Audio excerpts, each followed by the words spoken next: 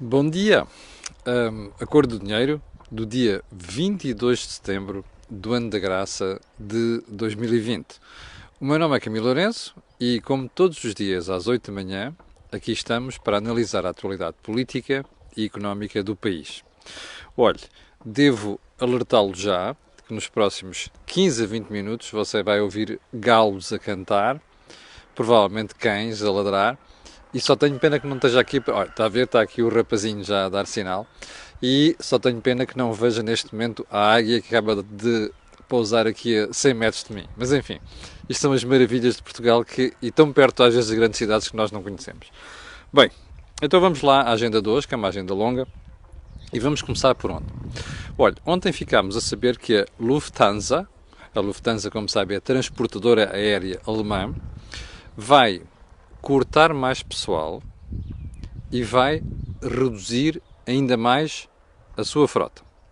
Eu recordo que a Lufthansa foi a empresa que pediu autorização à Comissão Europeia para meter dinheiro do contribuinte no montante de 9 mil milhões de euros. A Comissão Europeia impôs condições. Mas o ponto fundamental aqui não é este, é que a própria gestão da Lufthansa percebeu que não era suficiente as medidas que já tinha adotado e decidiu reduzir pessoal e também a frota. Aliás, quando se reduz a frota, inevitavelmente reduz-se pessoal. Não é na mesma proporção, mas é importante perceber isso. Porquê é que eu chamo a atenção para isto? Porque, como vocês sabem, em Portugal, nós temos um ministro e temos um governo que diz que não é necessariamente verdade que seja preciso cortar pessoal na TAP e, mais, continua a haver a empresa a receber aviões numa altura em que já devia estar a fazer downsizing. Qualquer semelhança entre as duas coisas não é, ou melhor, é mera coincidência. Como já percebeu, não existe qualquer semelhança. No fim de semana ficámos a saber que a bastonária da Ordem dos Enfermeiros foi àquele encontro do Chega dar um beijo a André Ventura.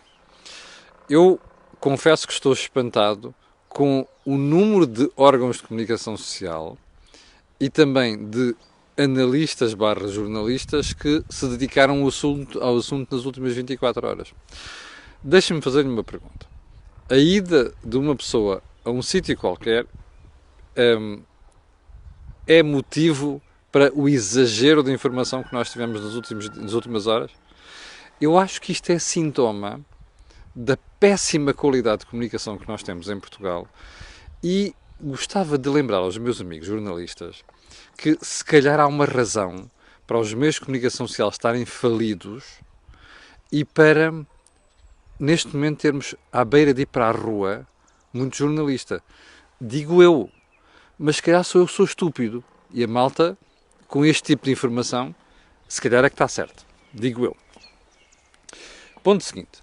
O Tribunal de Contas diz que está disposto a fazer a auditoria que os partidos inventaram na semana passada ao novo banco.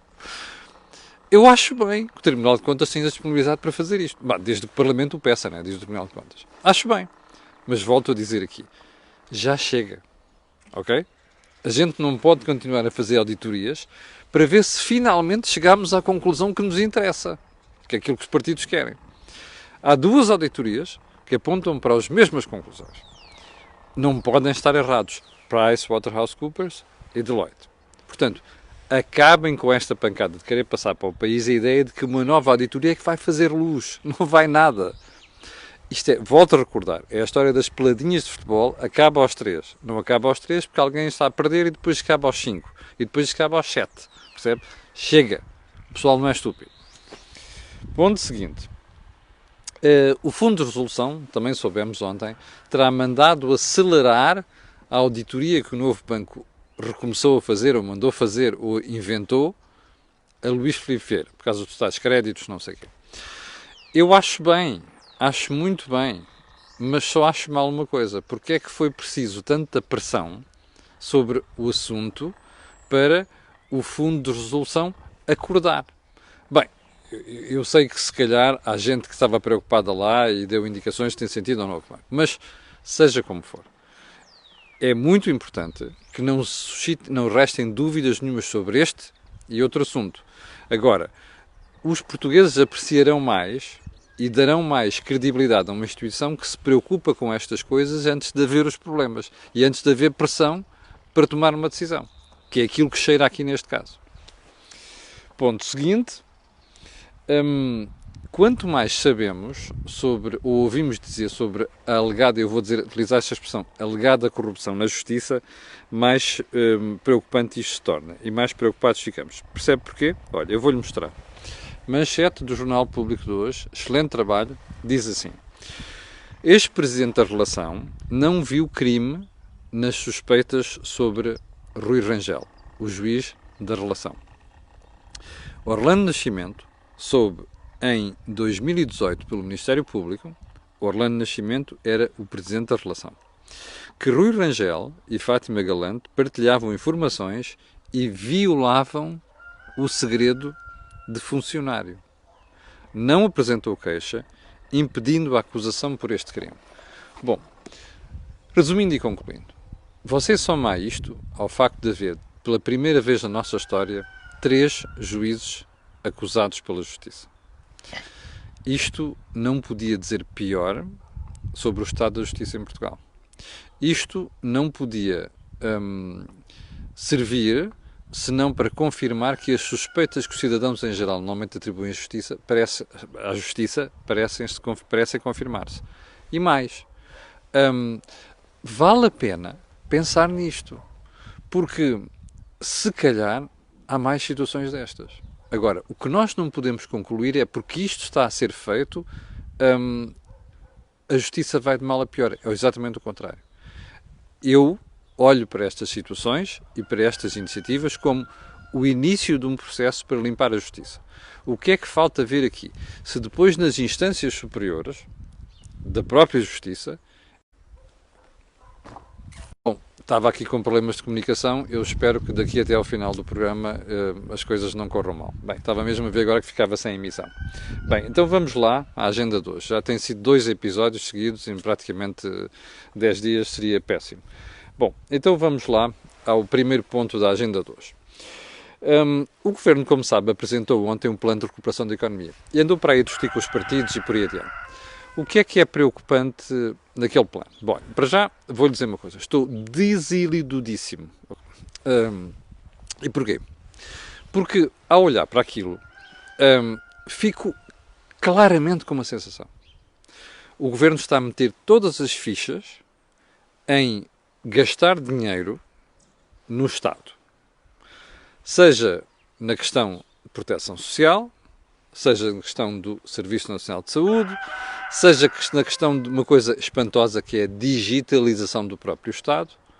Você dirá, então você quer que no atual estado do SNS não se coloque dinheiro no SNS? Não, não é isso. Você quer que com este problema todo social, desemprego, lares, não sei quantos, não se ponha dinheiro aí? Não. A questão não é essa. A mim faz-me impressão ver que vem aí uma chuva, uma bazuca de fundos da União Europeia, e este dinheiro vai ser aplicado no setor que não produz riqueza. Ok? A saúde é importante, o SNS é importante, a proteção social é importante. O que não faz sentido aqui é nós não estarmos a olhar para aquilo que cria riqueza. Eu vou-lhe explicar. Nós estamos há praticamente 25 anos, ou se quiser 21 ou 22 anos, sem crescer praticamente nada. A nossa média de crescimento é pouco mais de 0,5%. Você tem outros países que estavam muito atrás de nós, que nos ultrapassaram. Você, de 2016 para 2020, caiu 3 lugares no ranking da riqueza na União Europeia. Se isto continuar, daqui a 8 anos, você está na cauda da União Europeia. Ou melhor, 5 anos. Bem, é neste cenário que nós temos. E, portanto, a pergunta a fazer é: como é que o Estado, que percebe que a aposta dos últimos 20 anos foi errada, literalmente errada, e se você segue o think tank, o que diz o Jorge Marrão e o Joaquim Aguiar, confirma isso e aponta para aí, esta opção, nos últimos 20 anos, foi errada. Porque a prova disso é que nós não crescemos, não é? Nós estamos estagnados.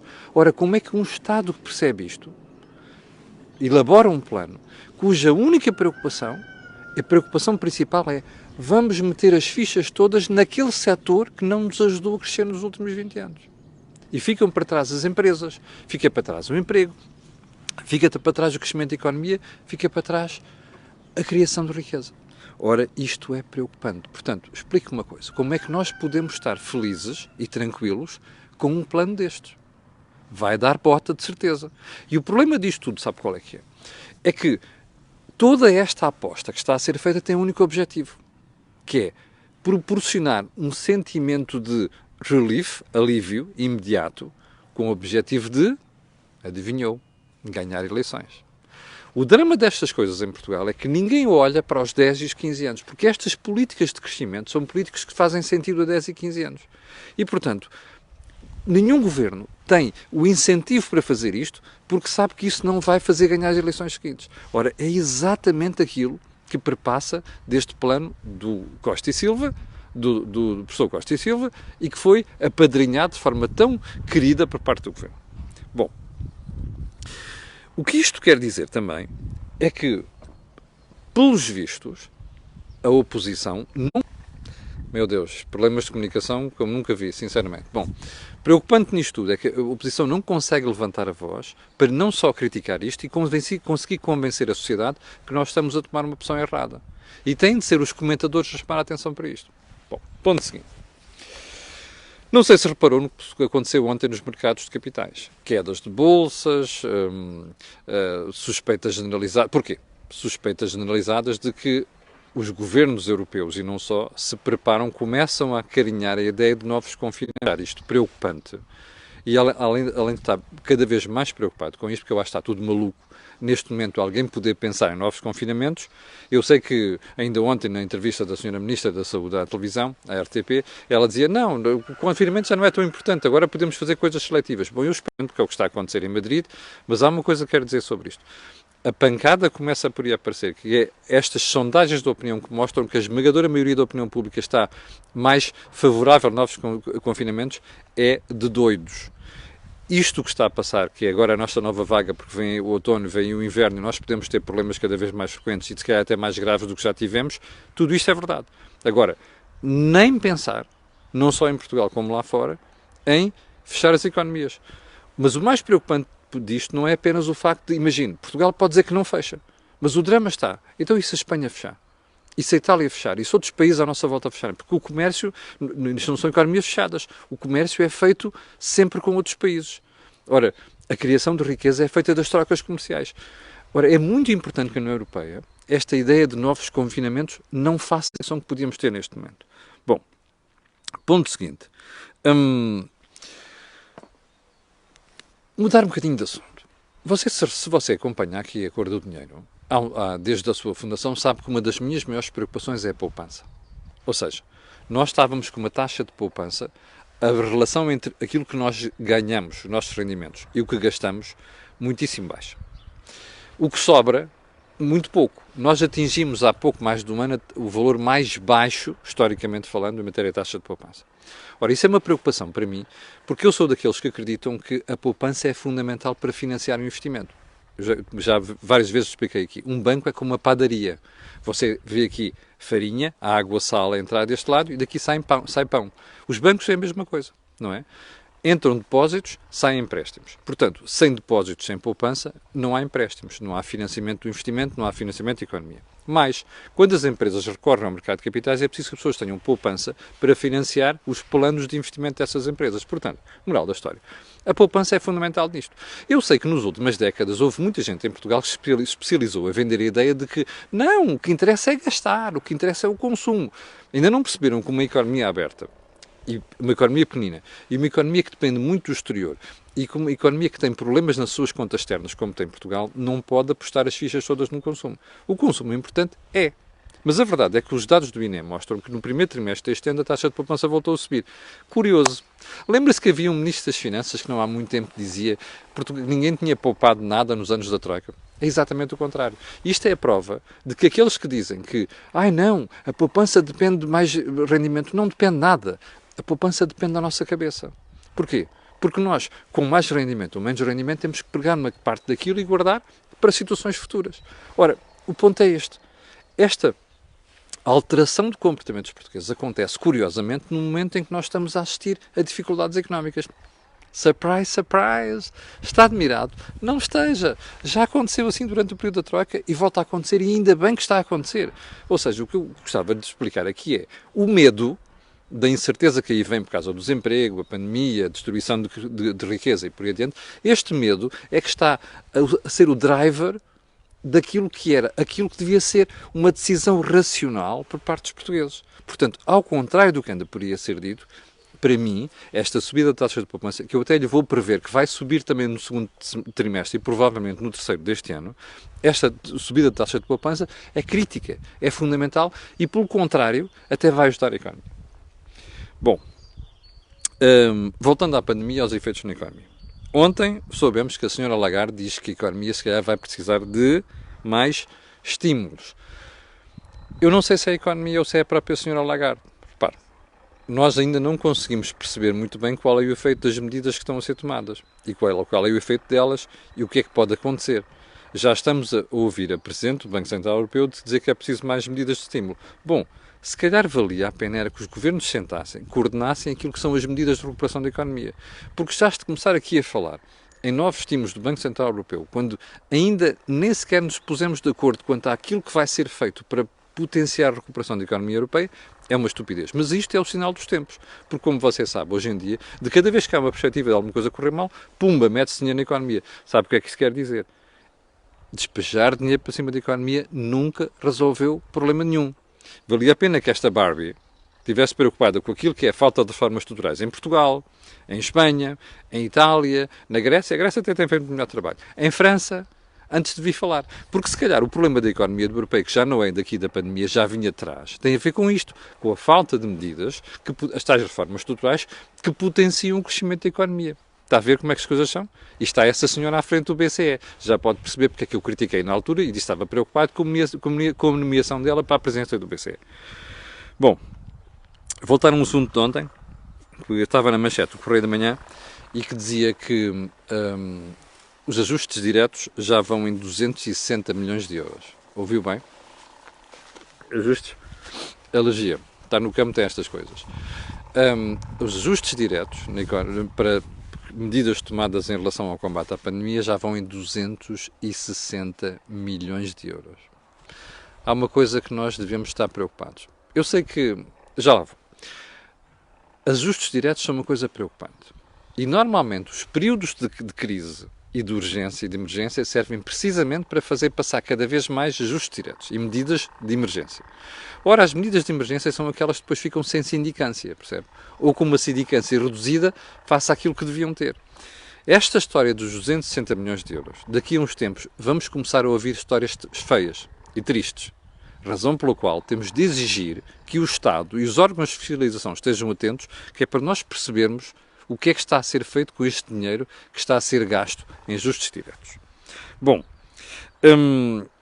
vamos a um tema que ficou de ontem, que ainda temos aqui 2 minutos, que é a história das camas para estudantes universitários. De um momento para o outro, você descobriu que as residências universitárias perderam 1/3 das camas. Bom, e agora há estudantes deslocados de fora de Lisboa e não sei das quantas, que chegam cá, e de Lisboa e do Porto e outras grandes metrópoles, e não têm alojamento. Primeiro ponto. Você acha mesmo que isto é um problema da pandemia? Acha mesmo que isto é um problema novo? Isto não existia. Olha, quando eu andava pelas universidades, pelos bancos da faculdade, já acontecia isto. Portanto, o problema não é novo. Eu sei que agora o Estado arranjou esta coisa fantástica de vamos meter a malta em hotéis, alojamentos locais, não sei quantos, o preço mensal não pode ir além de 285 euros, as pessoas que fizerem este contrato têm de manter a possibilidade dos estudantes continuarem lá até julho do próximo ano e por aí adiante. Bom, isto tudo, que são medidas positivas, realço, são paliativos. E porquê é que são paliativos? Porque o problema de fundo não está resolvido.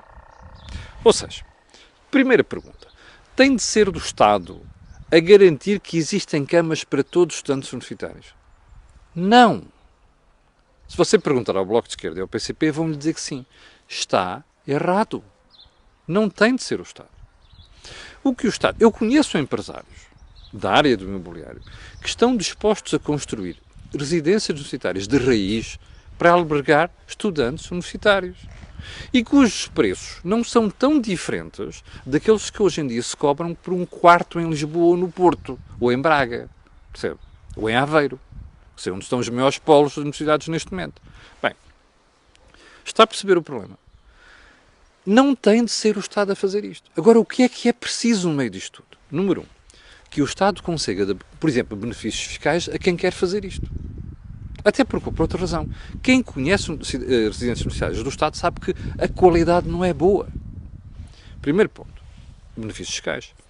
Segundo, as câmaras municipais não ajudam nada. As pessoas com que eu falo nesta área, ainda ontem falei com algumas, é as autorizações, é a demora, é as suspeitas de corrupção nas câmaras que dificultam estas coisas. Portanto, está a ver o que é que eu lhe dizia no início desta conversa. Nós temos um problema de visão estrutural em Portugal. Estamos preocupados, olha, agora temos um problema, vamos já correr atrás do prejuízo. Fazemos um acordo com a malta do alojamento local, dos hotéis, para albergar aquela malta. Isto não é a solução.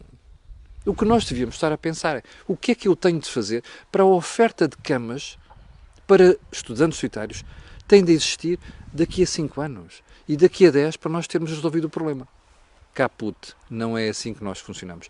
Aquilo que os alemães têm a mais, que é olhar para o futuro, temos nós a menos. Infelizmente, ainda insultamos os alemães.